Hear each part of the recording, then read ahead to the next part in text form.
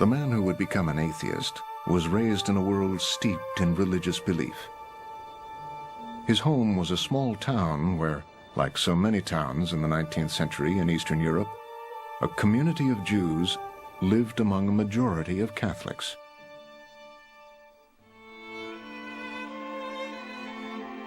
It is not easy to recall those early days. Only a few fragments reach into my memory. But of one thing I am certain. Deep within me there continues to live the happy child from Freiburg, the son of a youthful mother, the boy who received from this air, from this soil, the first indelible impressions.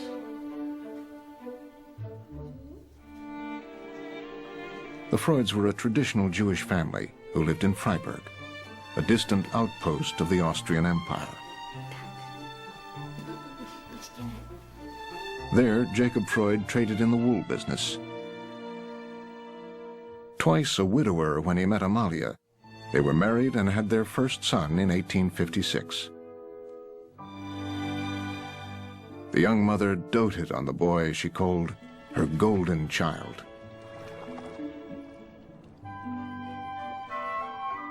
I have found that people who know they are favored by their mother give evidence in their lives of an unshakable optimism, which often seems like heroic attributes and brings actual success to their possessors. For Sigmund, as for everyone at that time, religion, education, and family were woven together. I was still a young boy when my father started to teach me to read, using the Bible to instruct me in both German and a Hebrew of our ancestors. Freud had a very close relationship with his father. He was home instructed, probably till almost the age of 9. And as he wrote later, Freud became very immersed in the Bible and in studies of the Bible. He identified with significant figures in the Bible. I'll just mention 2 that were very important. One was Joseph, who interpreted the Pharaoh's dreams, and Freud later became the interpreter of dreams. The other one was Moses, a very powerful identification with Moses. I think he saw himself as a kind of modern Moses, bringing a new understanding to humanity. The young Sigmund felt the strong emotion of faith from his nursemaid, a devout Catholic. My nanny was an elderly but clever woman from the town who told me a great deal about God Almighty and hell. She took me to church. When I got home, I would preach and tell my family what God Almighty does. He lost the nanny abruptly. He was told that she was caught stealing, supposedly from him, a story that to me is not believable. Something else must have happened, but we don't know what. The story he was told is that she was sent to jail for 10 months. He was quite desperate about her disappearance. He turned to his father as someone to help him and be with him, replacing the companionship, affection that the nurse had provided for him. However, catastrophe happened once more.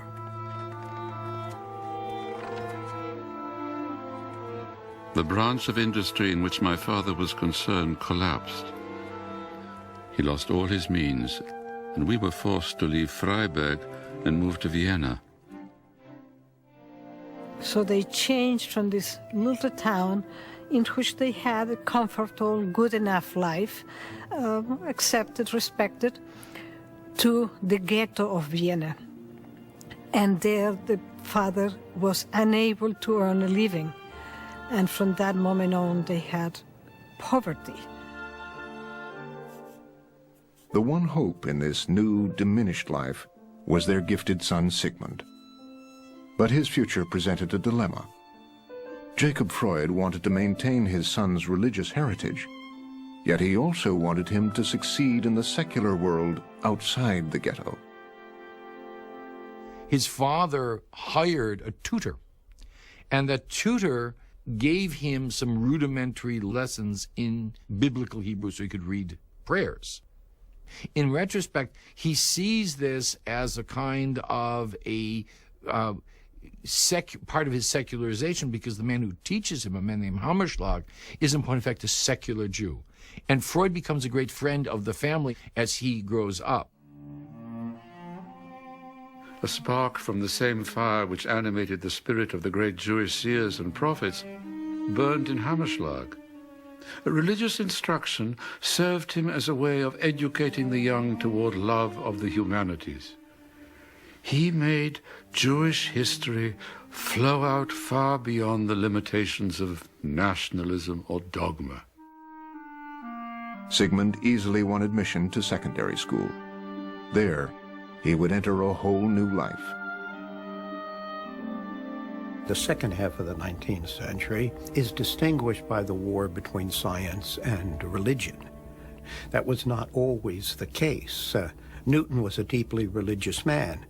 Kepler said, "I think your thoughts, O God." The more and more natural phenomena were explained in a scientific way rather than supernaturally, the more religion felt threatened. And I heard one clergyman say that belief in miracles began to subside with the invention of the electric light bulb. That let there be light. The new teaching captivated his imagination. I felt an overpowering need to understand something of the riddles of the world in which we live, and perhaps even to contribute something to their solution. I came to know all the fields of science, but to which of them would I choose to dedicate my life?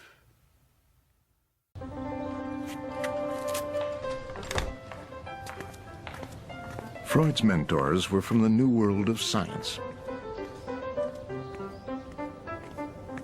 In the early 1870s, scientists were trespassing on the traditional domain of religion. This rebellion against the established order appealed to the young, ambitious Sigmund Freud.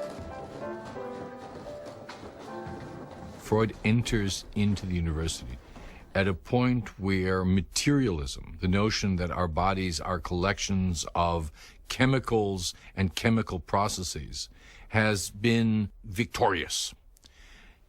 The body now becomes something mechanical that can be understood through science, through lab science.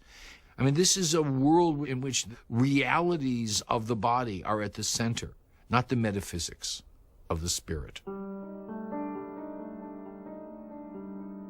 The theories of Darwin, which were then of topical interest, strongly attracted me, because they held out hopes of an extraordinary advance in our understanding of the world. He's a very smart guy, and he's reading the hot philosophers of the late 19th century. He reads Feuerbach, he reads or at least learns about Nietzsche. They argue that human beings have to be understood as biological entities in the world. Freud's passion was science. But the material world didn't replace his old love of the humanities. Along with biology and mathematics, he also chose a class on religious belief given by the philosopher Franz Brentano, a former Catholic priest. Brentano demonstrates the existence of God with as little bias and as much precision as another might argue the advantage of the wave over the emission theory. Franz Brentano is one of the cult figures at the university when Freud is studying. He's a guy who has this kind of charisma that we associate with the great teacher. And Brentano's philosophy is, in point of fact, a kind of a throwback philosophy. It's a philosophy that is, to be simplistic about it, romantic in its attempt to tie up every aspect of the universe. I hope that In the end, you will all be more persuaded that a casual study of philosophy leads us away from God. But to delve more deeply into it is to be led back to Him again. I have not escaped from his influence. I am not capable of refuting the simple theistic argument that constitutes the crown of his deliberations. Indeed, I am making a thorough study of his philosophy. Meanwhile, I reserve judgment as to the question of theism and materialism. Freud, not only with Brentano, but with others, and especially within himself, contemplated and reflected upon the whole question of the proof of the existence of God, or the converse, disproving the existence of God. He came to the conclusion that it was not possible to definitively prove or disprove God's existence because it is not really a scientific question.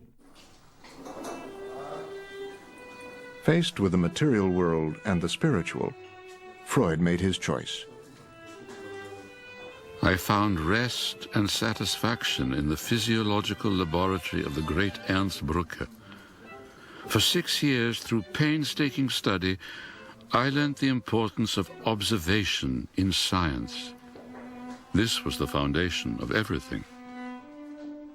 Through the end of the century, there are all sorts of major discoveries about the mechanics of the nervous system, and Freud is right in the middle of that. Freud's a neurologist. He learns how nerves work. When Freud goes off and studies the nervous systems of primitive animals, he's doing cutting-edge work. But his years in pure research ended in disappointment. My teacher strongly advised me, in view of my bad financial position, to abandon my theoretical career. I followed his advice, left the laboratory, and entered the general hospital, where I became a junior resident. Freud is establishing himself as a physician. He wants to be a professor, but this is really difficult. He's going to have to establish himself, but as somebody who's going to have a practice dealing with sick people. So on the one hand, he's got this professional moment, and this is the moment when young men decide they're going to get married. Freud had met Martha Bernays, a young woman from a distinguished and deeply religious Jewish family, and they fell in love. If today were to be my last on earth, and someone asked me how I had fared, he would be told, I haven't been happy simply because of the anticipation of one day having you to myself, and of the certainty that you love me.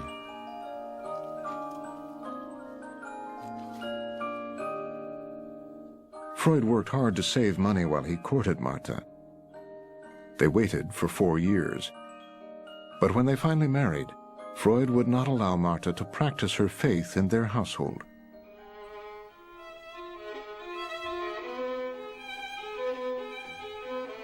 Freud sees himself as Jewish, not religiously as Jewish, but ethnically as Jewish, and he wants to have someone who is compatible to that construction.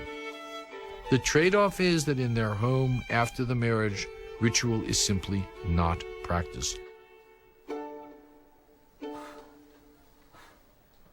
Freud's rejection of religious belief was not just a rejection of Judaism.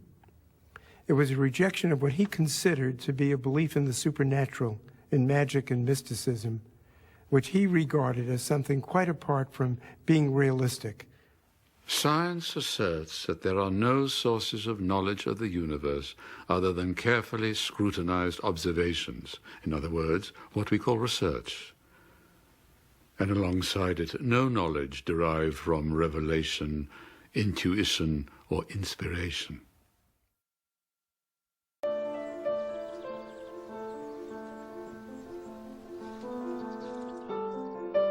To the young Viennese neurologist, religion could not explain the complexity of the human condition. This problem led him to the most critical insight of his life and his work. Freud gets a fellowship to go to Paris, and he's going to go to Paris to work on neurological diseases of children with the man who is the world's greatest expert, a man named Jean-Martin Charcot. Charcot is working with hysterics. That is, people who have physical symptoms that don't seem to have a physical cause.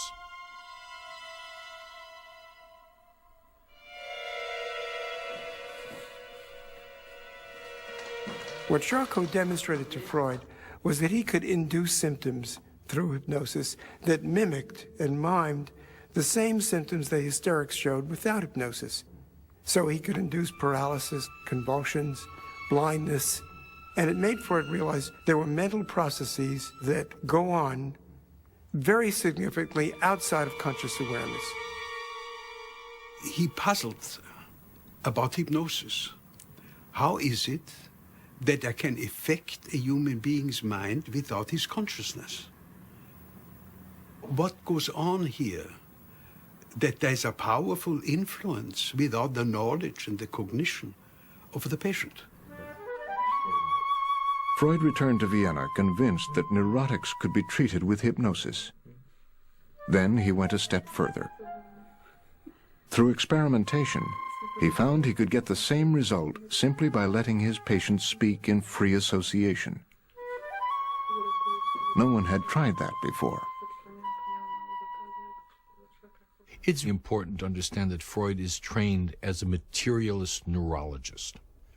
A neurologist deals with people who are ill, who come into the office and say, I am not feeling well. And the doctor says to them, where does it hurt? And they go, it hurts right here. The psychiatrist at this point is running asylums. He is not dealing with individual patients. He is dealing with mentally ill people as a group. The psychiatrist doesn't talk to their patients because they assume they're crazy. They can't communicate. By listening carefully to patients, Freud uncovered forbidden, often sexual feelings that the patient had repressed, which then made them sick. This discovery was so threatening to Freud's professional colleagues that they completely rejected him. Word was given out to abandon me, for a void is forming all around me. This year, for the first time, my consulting room is empty. For weeks on end, I see no new faces, cannot begin any new treatments. Deeply in debt, Freud struggled to support his family and his aging parents, who had never recovered from the failure of his father's business.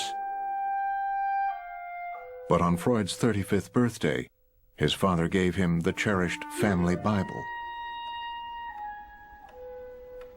Jacob Freud gave the Bible to him with a most moving dedication, composed into a very particular way of petitioning Freud to return to the Torah.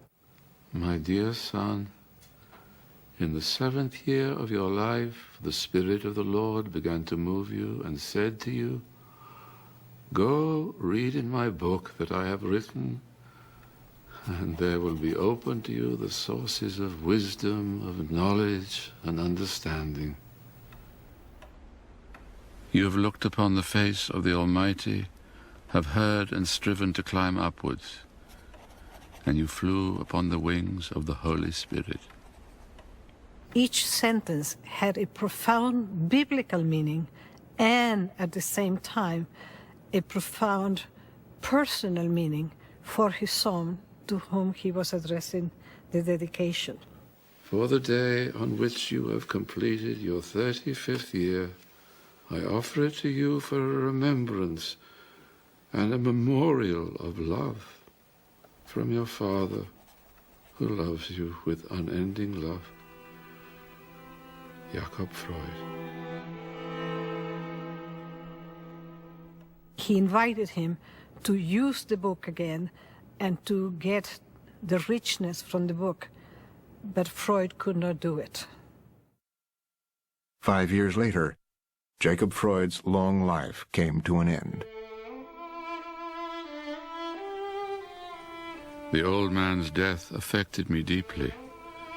I valued him highly, and he meant a great deal in my life.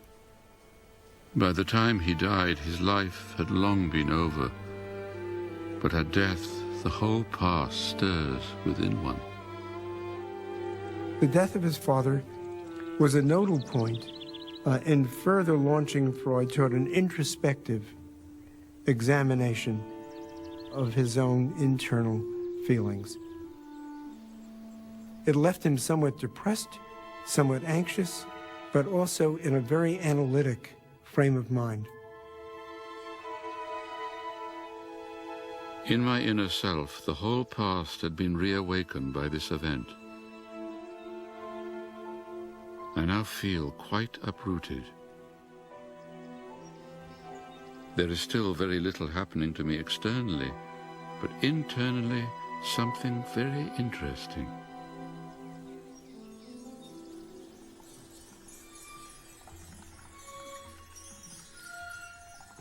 I am led to my own dreams.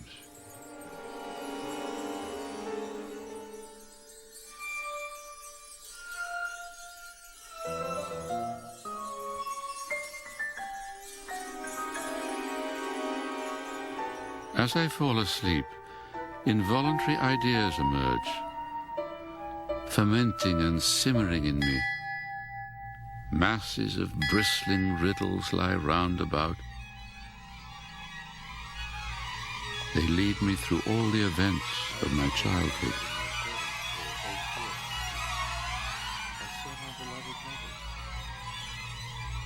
Since Freud primarily wanted to be the explorer of the unconscious, he raised the question, how can I get access to it? What are opening windows to take a look into the unconscious mechanisms? And then he said, dreams. Dreams, while I'm not conscious, my brain produces a variety of images, pictures, and stories beyond my consciousness. So it must be within the unconscious. So the dream gives me access to the function of the unconscious. The founder of psychoanalysis turned his new technique on himself. For 4 years, he carefully analyzed his own dreams, with startling results. My libido toward my mother was awakened on the occasion of a journey during which we must have spent the night together, and there must have been the opportunity of seeing her nude.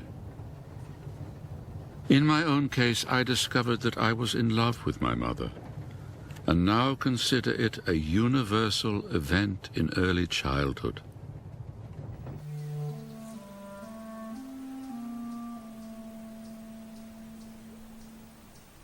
Through his dream work, he recalled a scene with his father that revealed his childhood admiration and disappointment in this powerful figure. My father began to take me with him on his walks and revealed to me his views on the world.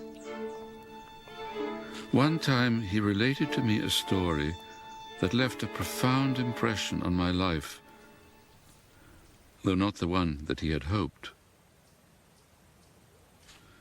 He said he wanted to tell me how much better things for the Jews were now than before. Then he told me, "When I was a young man, I went for a walk in the streets of your birthplace. I had a new fur cap on my head. A Christian came up to me and knocked off my cap into the mud and shouted, 'Jew, get off the pavement.' I asked my father what he had done. He said, 'I went into the roadway and picked up my cap.' This struck me as unheroic conduct on the part of the big, strong man who was holding the little boy by the hand. The self-analysis revealed to Freud that he harbored ambivalent feelings toward his father. The feelings he had been aware of, respect, even veneration, love, admiration, coexisted with opposite feelings. They coexisted with feelings of disillusionment, disappointment, anger, resentment, and hostility. The hostility went so far as to include unconscious, before analysis, Freud was not aware of this, unconscious death wishes. He then began to understand that he also viewed his father as a rival for his mother's love. And that would lead us directly to Freud's analysis of the myth of Oedipus. It is the fate of all of us to direct our first sexual impulse towards our mother and our first murderous wish against our father. Oedipus shows us the fulfillment of our own childhood wishes. In that myth, Oedipus unwittingly, unknowingly, meaning unconsciously in our terms, marries his mother and kills his father. With the Oedipus complex, Freud theorized that people have their own internal mythology, created from their earliest childhood experiences. He thought that religious beliefs were merely projections of our own fears and desires. The child's attitude to the father is colored by a particular ambivalence. The father himself constitutes a danger for the child, perhaps because of its earlier relation to its mother. Therefore, it fears him no less than it longs for him and admires him. The indications of this ambivalence in the attitude toward the father are deeply imprinted in every religion. What Freud saw was that our Father who art in heaven and our Mother who art in heaven were the idealized parents of childhood. So the Heavenly Father, the Divine Mother, for Freud became the king and queen of fairy tales. God was the exalted Father, and the longing for the Father is the root of the need for religion.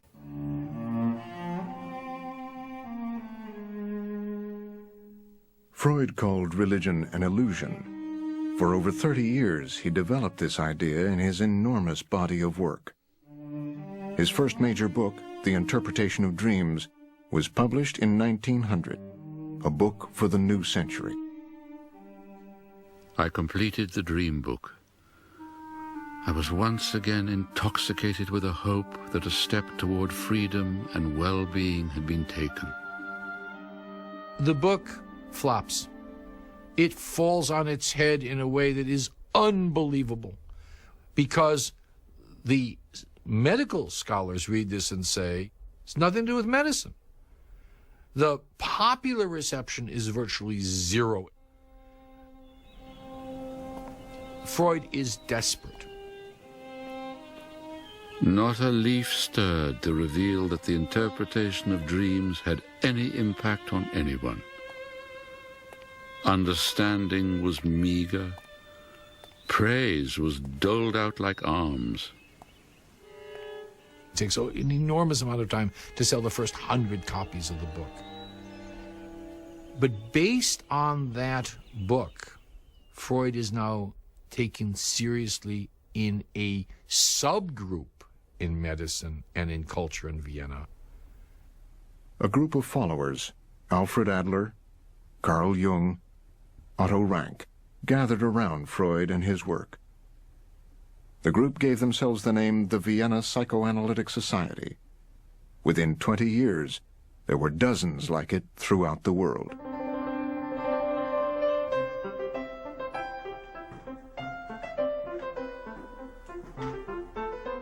The essence of psychoanalysis, of Freud's creation, is interpretation, reading symbols, understanding stories. It's this interpretive thrust, which I've always felt is so Jewish in Freud.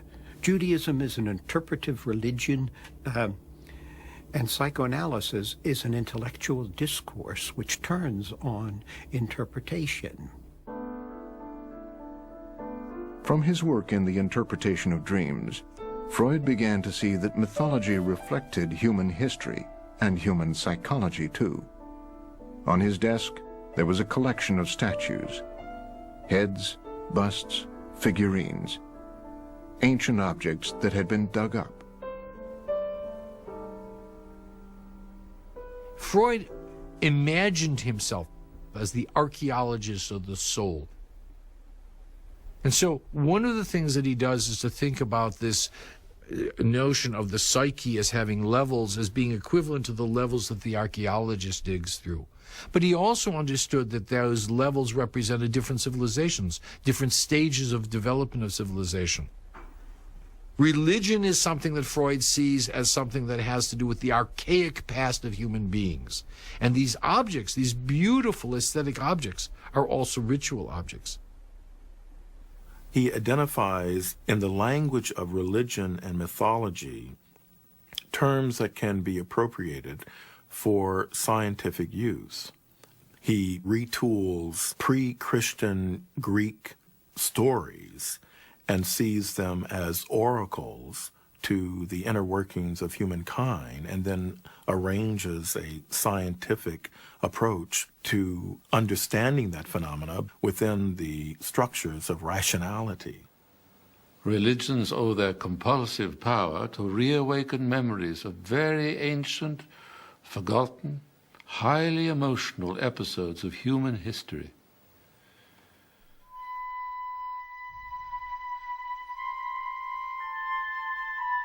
I think that Freud decided, because of his analysis of myth, that many of the myths were in common. The myths about paradise, about expulsion from paradise, about immortality, about resurrection or rebirth, could be found in so many different societies and cultures, and in ancient cultures, that it made him think about how similar they were to many of the beliefs in current religions like Judaism and like the different branches of Christianity.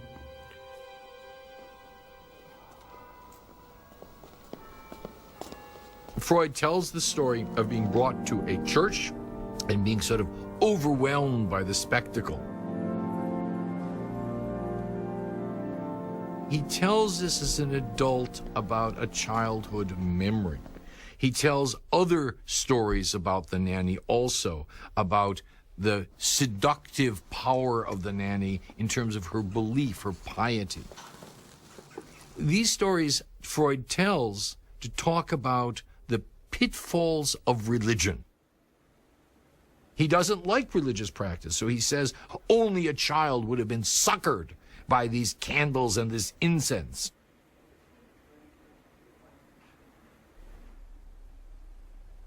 Later in his life, Freud would bring all his thinking on religion together in the book, The Future of an Illusion. Religion is the universal obsessional neurosis of humanity. Like the obsessional neurosis of children, it arose out of the Oedipus complex, out of the relation to the father. Our God, reason, will fulfill whichever of our wishes nature outside us allows. Freud claimed religion is an illusion, but our science is not an illusion. Darwin had shown us that we descend from monkeys, that Copernicus has said we are not the center of the universe. And Freud was saying, come down from your heights, human beings. You are not as great as you think you are. You have to save yourself from your delusions. You are full of sexuality. You are full of hatred and lust and envy. Face yourself. I am going to save you from those delusions.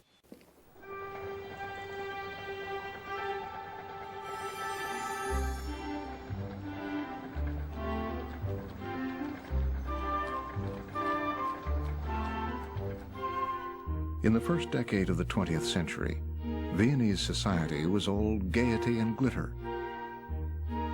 This is how they wanted to be seen. But day after day in his practice, Sigmund Freud saw the other side of Vienna, people who were deeply unhappy and who did not know why. Freud showed that humans are not masters in their own house, that to some degree we are ruled in an unruly way by unconscious forces outside of our awareness. Psychoanalysis has taught us that our intellect is a feeble thing, a tool of our instincts, and that we are all compelled to behave cleverly or stupidly by the commands of our emotional attitudes. For him, unconscious life is a dynamic life, is the repository of our experiences, of our wishes, of our needs, which have been repressed, which couldn't be acted upon. And he said there's nothing more important in his work than to say, I open up a new territory of man's existence, namely his unconsciousness. It is important, it is large, it influences everything we do. What is more natural than that we should persist in looking for happiness along the path on which we first encountered it?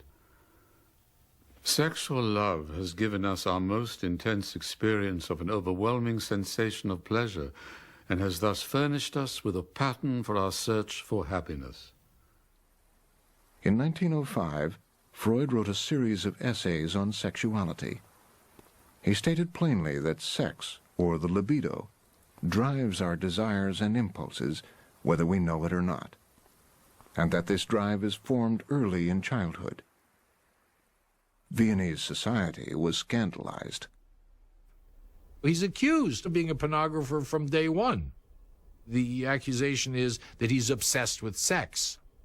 Maybe the problem that Freud has is that he should have chosen another word rather than sexuality. Sex for Freud is what we are as human beings. It is not simply genital sex. It's what underlies all relationships.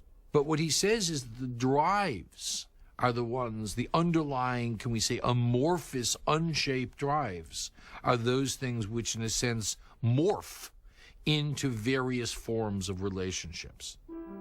As an individual, we relate to other people, to our caregivers when we're infants, to our spouses.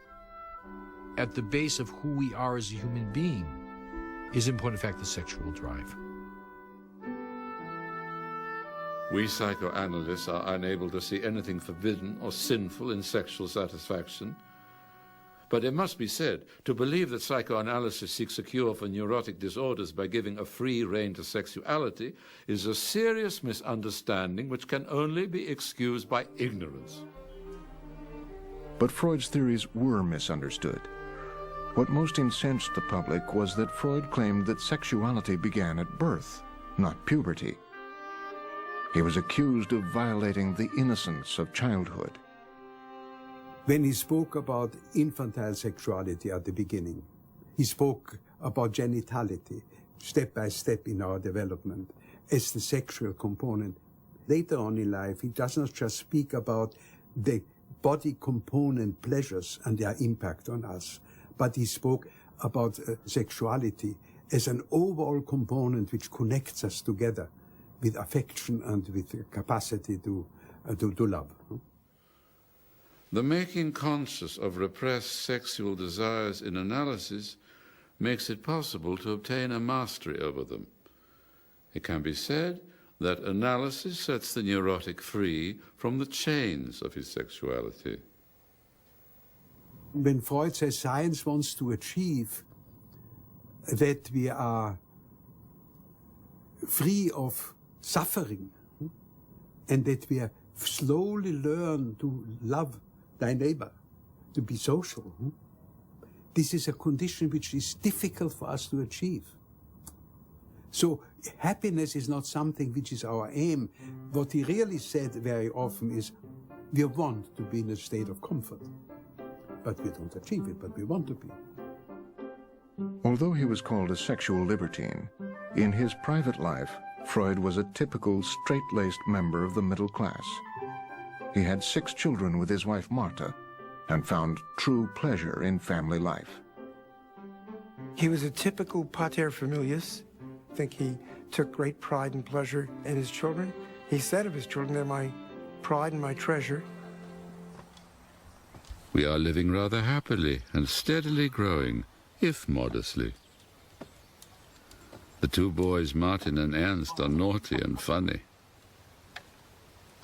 Our Sophie is now becoming so beautiful. When he was not seeing patients, Freud taught and developed his theories about people's deepest conflicts and fundamental needs. What he wrote about happiness was a definition of his own happiness.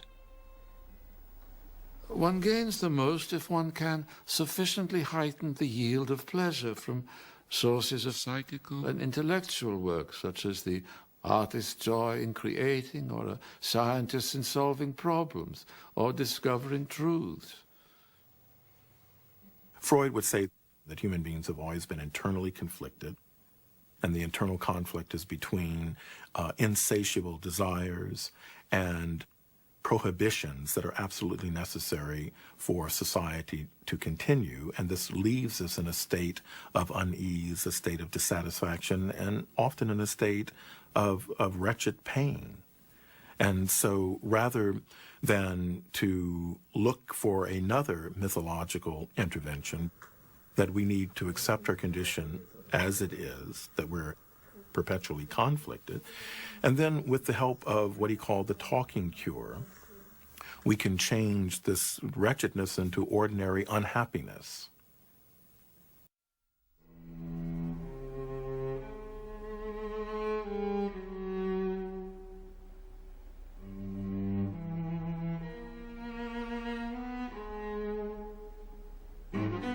Freud saw human life drawn between two powerful and opposing forces.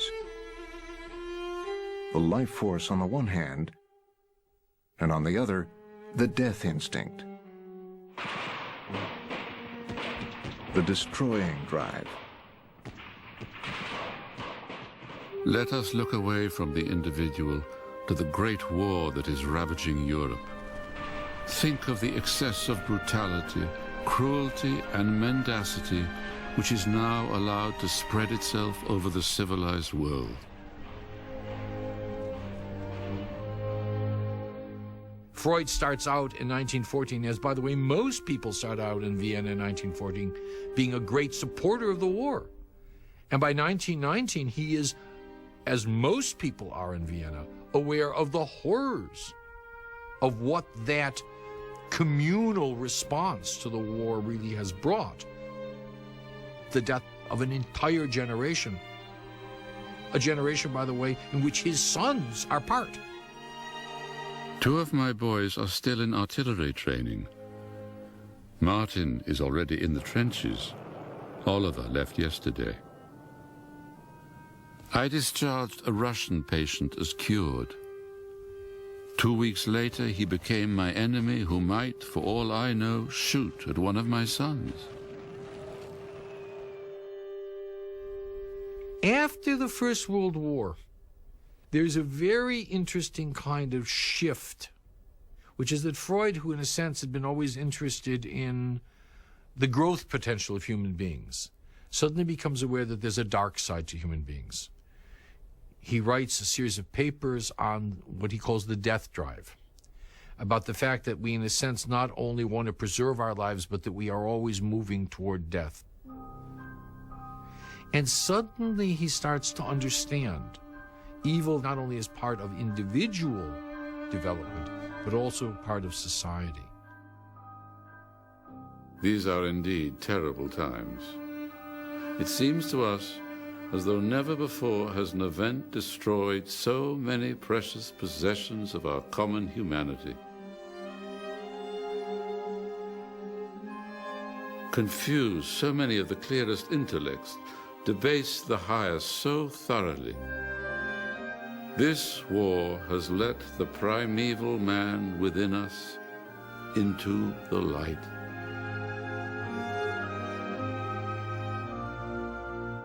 The savagery of war propelled him to a deeper study of man's nature. In the years following the First World War, he brought together all his intellectual interests: psychiatry, history, mythology, religion, into one long essay, Civilization and Its Discontents. Civilization was based upon the fact that people were capable of regulating their instincts, regulating their most primitive, antisocial, anti-familial instincts. One could be jealous of a brother, one could want to have incest with a sister, but it was important that a regulated human being never act out such impulses. In fact, Freud at one point said, the person who first hurled a word, an insult, so to speak, instead of a spear, was the founder of civilization. Civilization is perpetually threatened with disintegration. Instinctual passions are stronger than reason. Civilization has to use its utmost efforts in order to set limits to man's aggressive instincts. Freud does not assume any sort of external moral world which is transcendental. He sees this as part of internal processes functioning in terms of the way that we set up laws. In our view, the truth of religion may be altogether disregarded. Its doctrines carry with them the stamp of the times in which they are originated, the ignorant childhood days of this human race. Originally, religious attitudes, faith in a supreme being, comes from the early parent relationship. The parent who helps the child towards self-regulation, towards self-control, the parent who teaches the child that certain impulses like to scratch, bite, kick, and so forth are not to be expressed and have to be controlled. The child's sense of what is right and wrong, what's acceptable and unacceptable, in Freud's terms, comes from what the parent approves of or disapproves of. But those relationships, for Freud, become internalized. So eventually the voice of conscience is from within. What's evil within us then is not the devil.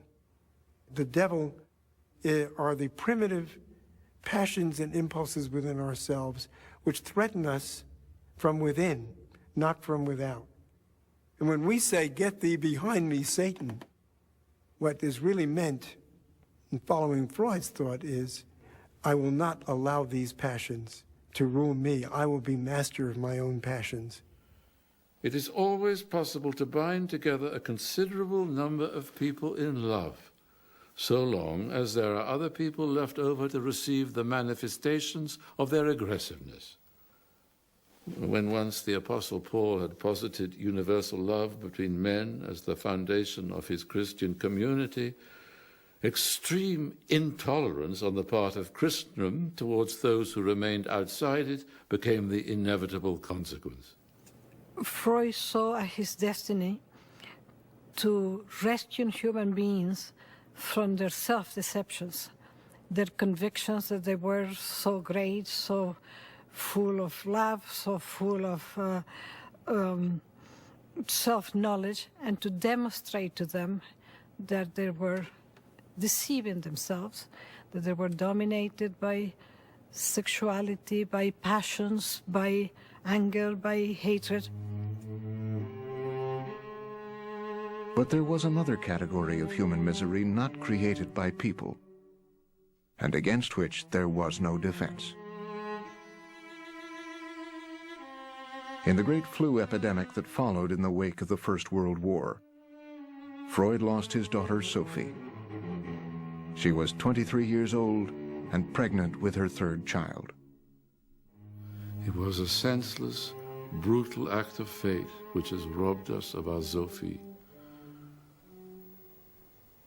Tomorrow she will be cremated, our Sunday child. I do not know whether cheerfulness will ever call on us again. My poor wife has been hit too hard. Indeed, a mother is not to be consoled. And as I am now discovering, nor is a father. 3 years later, Sophie's 4-year-old son, Heinle, also died. He was an enchanting fellow. And I know that I have hardly ever loved a human being. Certainly never a child as much as him. I find this loss very hard to bear.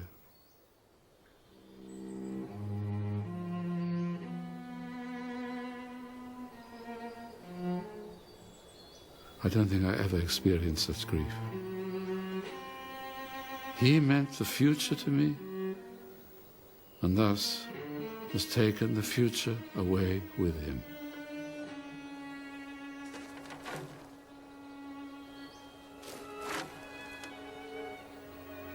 As the deepest of unbelievers, I have no one to accuse, and I know there is no place where one can lodge an accusation.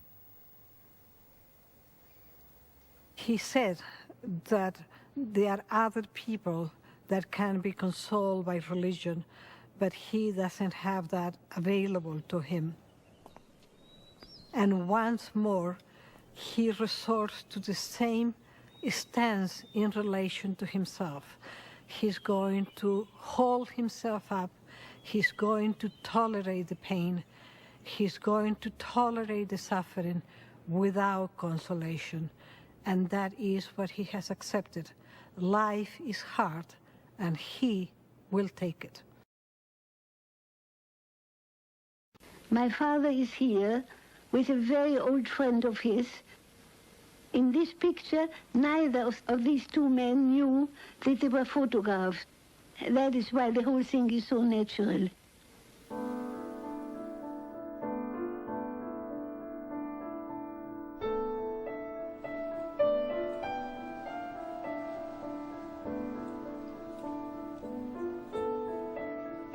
The 1930s would be the last decade of Freud's life.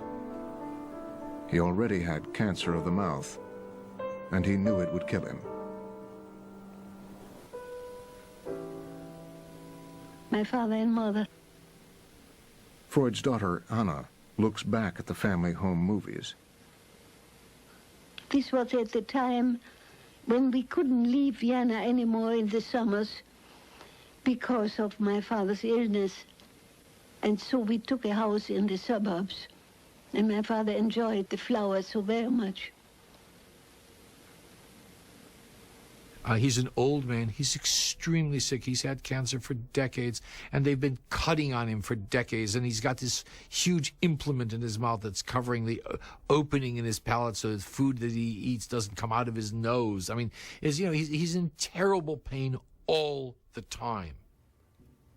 Freud knew that he was dying, and I think that led him again to consider the attitude towards death, which he had written about before, Thoughts for the Times on War and Death, and so forth. And of course, concern with death, disappearances, run right through Freud's writings from the very beginning to the very end. He would even say to Ernest Jones, "Goodbye, Jones, you'll never see me again." So it was a preoccupation that he had. He was superstitious about the date of his death for years through his life. And I think that as death approached and became a reality, he again tried to understand what is the meaning of death. And of course, one of the wishes that's involved is a wish for immortality, a wish to not die, along with a wish to be relieved of the suffering, a wish to die. So I think that absolutely preoccupied him. It is the day of my parents' golden wedding. And now you will see a whole string of visitors, people from the country, a little girl.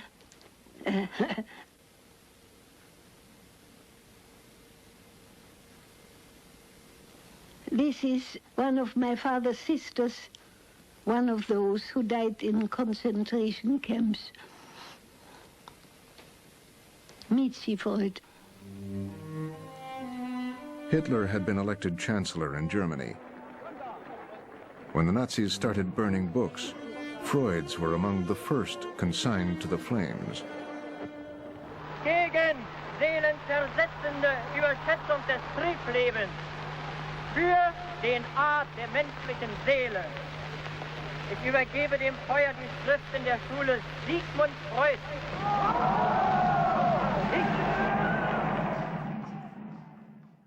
What progress we are making.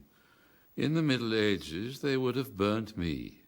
Nowadays, they are content with burning my books. It was the tidal wave of anti-Semitism in Germany and elsewhere in Central Europe that brought Freud back to confront the historical phenomenon of anti-Semitism. Why was it such a continuous and pervasive poison in the history of the West? In the summer of 1934, Freud began to work on the last book he would write, Moses and Monotheism. In it, he would turn his attention once again to religion, this time the Jewish faith. Freud has a long affair with Moses. Long before his last book. He went to Rome. He spent days sitting in front of Michelangelo's Moses to study it.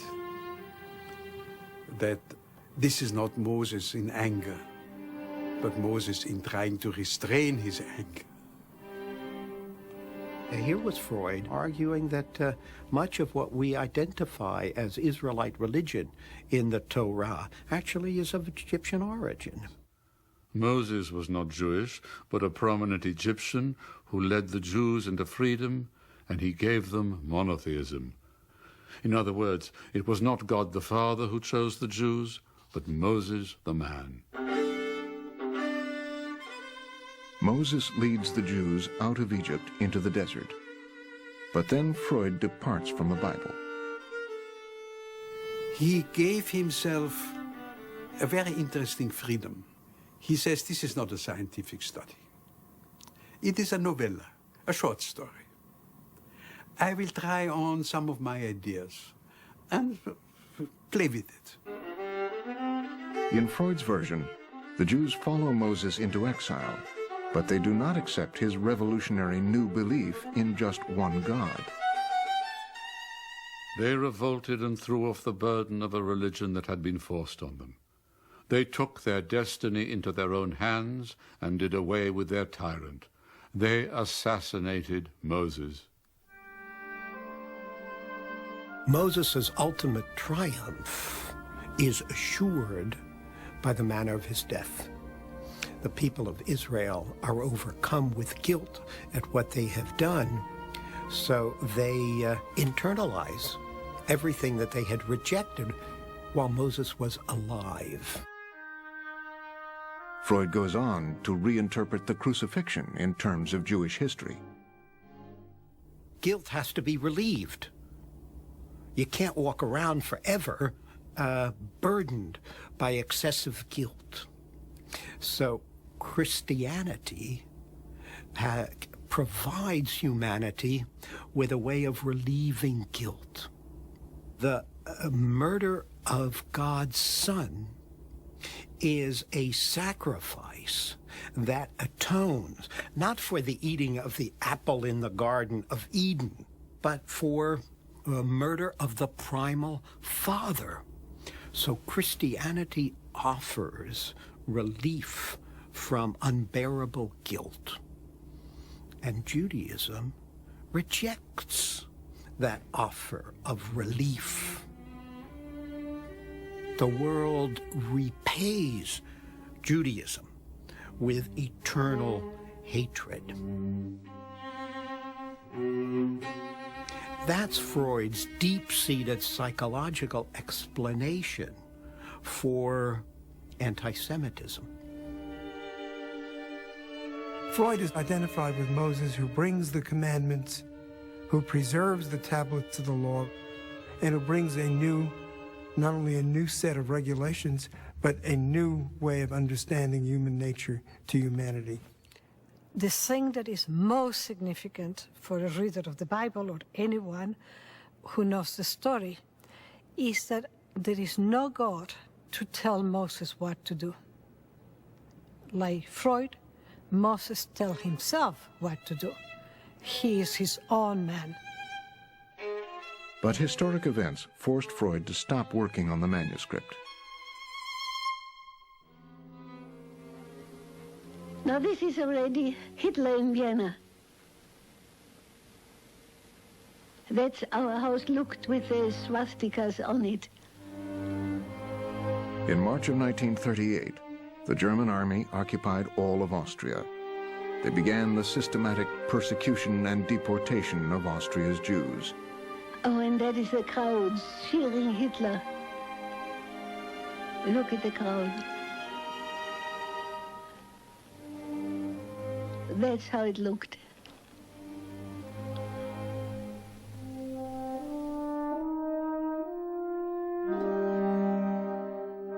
It was an extraordinarily disturbed period. People were refugees on the move all over the continent.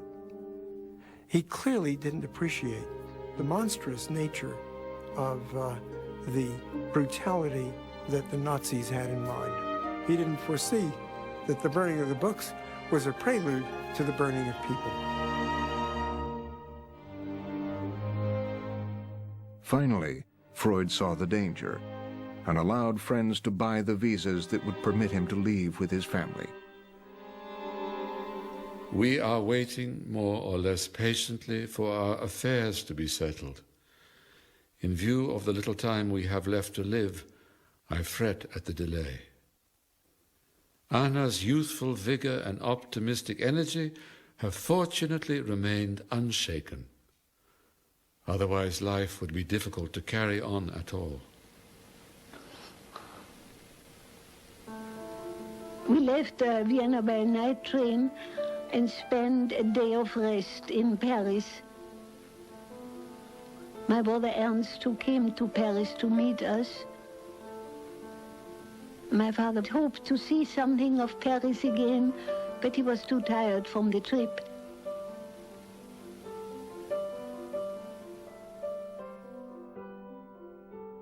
Here is a man facing death in exile, like Moses leaving Egypt. And he will not get into the promised land. He doesn't really believe that there is an afterlife. He faces death with an attempt again to review his own line of reasoning, the question of whether one believes or disbelieves in a paradise, in a heaven, a hell, in a life after death, in immortality. And he rejects all of that for him on the basis of the perpetuation of childhood fantasy into adult life. He thinks that this is not realistic and that one should face death stoically with a realization that that is part of life. It's the end of life. We do not know why it was designed this way, that life should come to an end. Once established in London, Freud published Moses and Monotheism. The book outraged both Jews and Christians.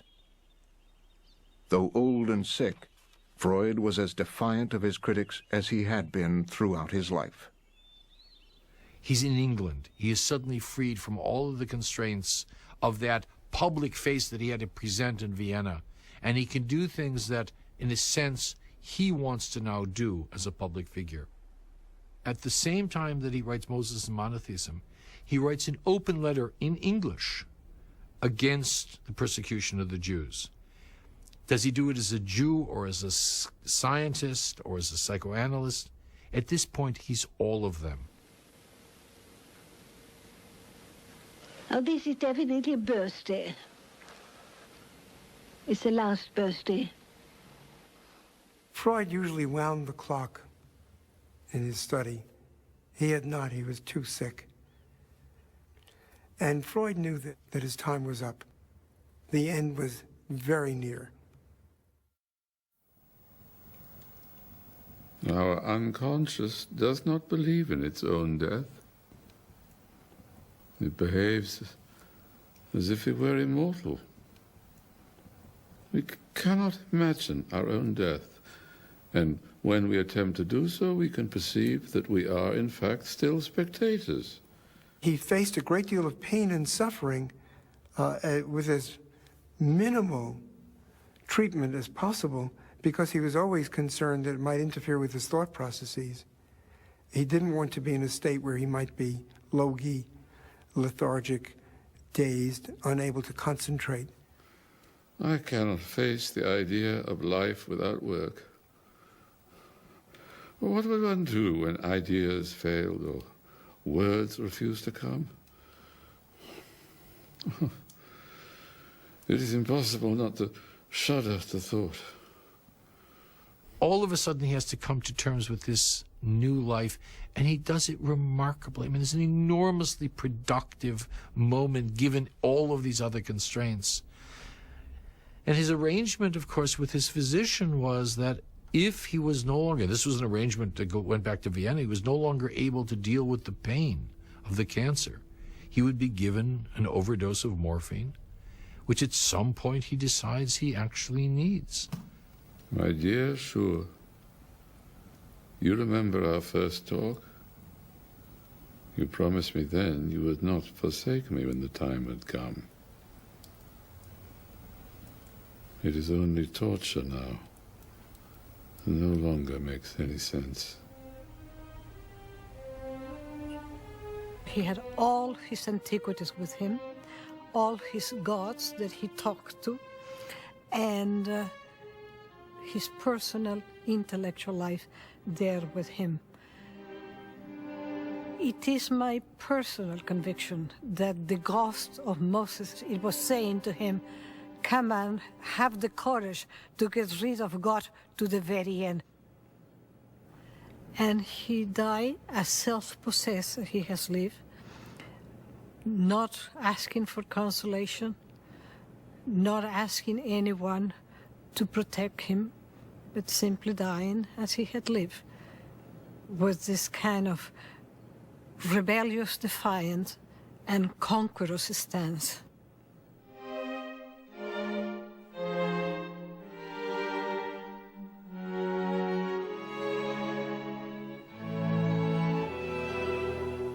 That is when 3 men of the Royal Society came to present the book of the Royal Society for signature to my father, because he was not well enough to go there.